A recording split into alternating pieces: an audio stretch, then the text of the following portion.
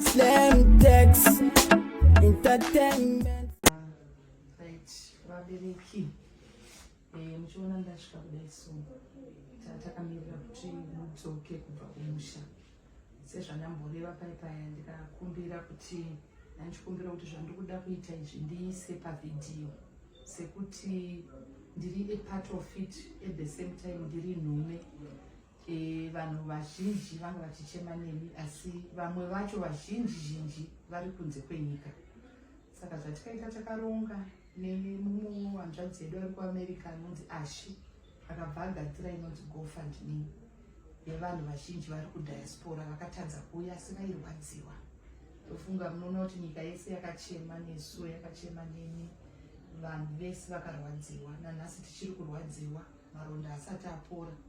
Saka panguva yese yanga ichiitwa zvinhu panga pachidonetwa mari paGoFundMe ipapo nevanhu vose America, Canada, UK, New Zealand, munhu wese. MaZimbabweans habvisa $1, habvisa 2, habvisa 5, habvisa 100 vachiisa muakaunti imomo kusvika mari yakasvika pakuita 7,400 if I'm not mistaken. Ashi wacho ndobva atora mari sekutaura kwake atora pane macharges akabatwa pakuitumira kuZimbabwe achazotsanangurira ake vanhu. Inini kwandiri akabva anditumira 7,000 US dollars yakabata panapa. Ndiyo chikonzero chaita kuti ndiite video sekuti mari iyi haisi kubva kwandiri chete, haisi kubva kuna iye Ashi chete, asi iri kubva kuruzhinji rweZimbabwe rwakatekeshera kunze. Vari kuti tinoziva kuti upenyu hautengwi, mari iyoyi hachisi chinhu compared kuupenyu hwakarasika. Asi varongoti batsirikanai pamarwadzo, pazvamakarasa. Ndofunga nyika yese yaive pano, vanhu vachifidwa nemaorganization akasiyana-siyana.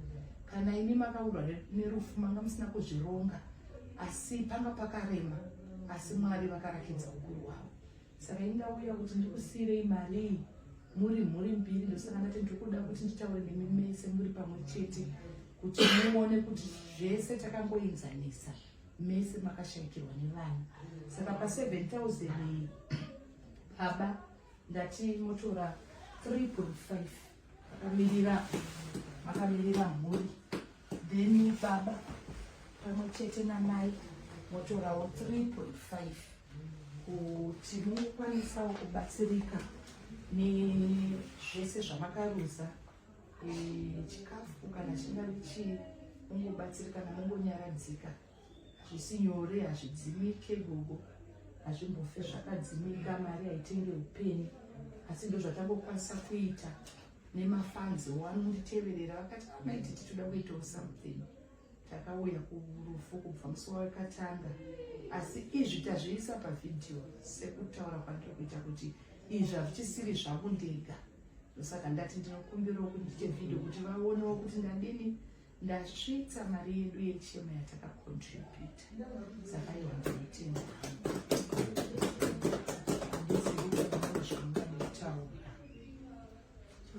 Nechekutanga ndinoda kuti tenda mama Titi basa guru rese ramuri kushanda kusvika nazvino. Chechipiri ndoda kutenda vese neprogramu yamaita imama Titi vatambanudza maoko avo vari kunze kwenyika vachinzwawo mwoyo yavo kuremerwa kuti regedzai tiisewo maoko edu padambudziko irori. Ndinovatenda kunyange vari kure, vari kunze kwenyika ikoko, asi Mwari ngavavaitire zvakanaka. Ndo zvandingatenda hangu mama Titi. Ine ndinoda kutenda kuyese yeZimbabwe nevamwe vose vari kunze kwenyika nekumira neni padambudziko reyavo. Pazuva ano ndakashaya vana muchechitatu zuva vano kusvika vana vachizomuradzikwa kusvika pari nhasi. Tinoona vanhu vanomira neni, vamwe havandizive ine handivazive, asi vakumira neni. Ndichitendawo vose vakabatsira nyaradzo, ndavze nenyika yose yeZimbabwe neutungamiriri hwose hwezimbabwe. Ndiri kutendai chokwadi makamira neni zvisati ndamboona ndasingatotarisiri kuti nine nguva vanhu vachandimira neniwo kudai, asi tinokutendai nemiwo maititi vakakuonai chokwadi. Ndinokutendai nerudo rwenyu rwamakaita kubva padambudziko rose randakasangana naro kusvika nhasi. Ndichitendawo necommunity. Haisi nyore kuti wagara panzvimbo mwedzi umwe chete vanhu vanoomera newe uri mhanika achinoja. Zvinhu zvakandiomera, asi vakaratidza rudo rwavo. Saka ndinotendawo nenharaunda wese zvake akaisa ruoko pamusoro pevana vangu. Handigona hangu kutenda, asi ndinongoti Mwari kudenga dai vakurangarirai nepamatakudza ipapo. Mwari vakuropafadzei. Ndiwo mashoko angu. Ini ndinokutendai amai nechido chese chinoita nekumhanya kwese kwamaita kusvika musvike pakudzokawo muchiti tine zvakaunganidzikawo nemhuri yeZimbabwe nevari kunze kwenyika. Ndinotenda mumwe nemumwe aisa ruoko rwake. Vanhu vakamhanya chokwadi, sezvo ndambotaura kuti kubva pakushayikwa kwevana vanhu havana kuzorora. Pasi rese vanhu vaiedza nzira dzose dzokushambadza kuti kuda vana tingavawane, asi kubva vana vachishayikwa kusvika izvezvi vanhu vakamira nesu. Chokwadi ndinongotendawo mhuri yeZimbabwe nevari kunze, hurumende nevese vakatibatsira. Handigone kukutendai zvamunganzwe kana zvamungabati, asi ndinongoti Mwari ngavakuitire zvakanaka, vawedzere pose pakatapudzwa. Amen.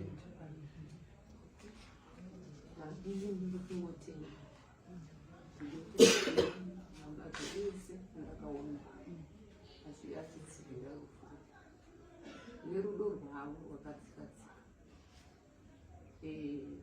nerudo rwenyu makamira mwanangu, muchikushidzira maoko kuti uonekwe kwese kwese zvinhu zvatinoda. Rambai makadaro musaitira rambai makadaro mwana kuite zvakanaka.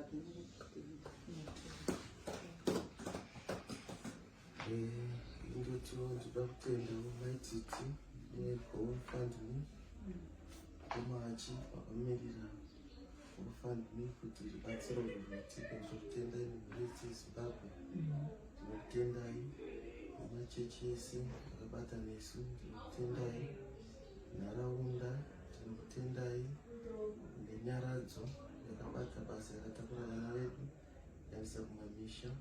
Ndinokutendai nevanhu vese vandisingazivi vakabata nesu panguva inge yakaoma kudai. Ndinokutendai nana maititi, ndinokutendai makamira nesu. Takakuonai kubata kwenyu, taingokuonai musocial media, taingofungidzira kuti vanhu ava hatina kuziva kuti munobata basa rinoshamisa kudai, munobata basa rakakosha kudai, munobatsira chaizvo.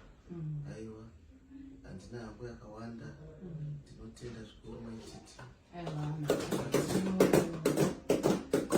Naiwa tinotenda, musare zvakanaka, rambai muchinyaradzwa naMwari, musare mofunganya, zvinorwadza, kufirwa kunorwadza. Ndinokuva ndasikenda ndinashekirwa mubomo, hazvimbofa zvakapera, asi tinongoti Mwari vakaita kuda kwavo, and we pray for justice.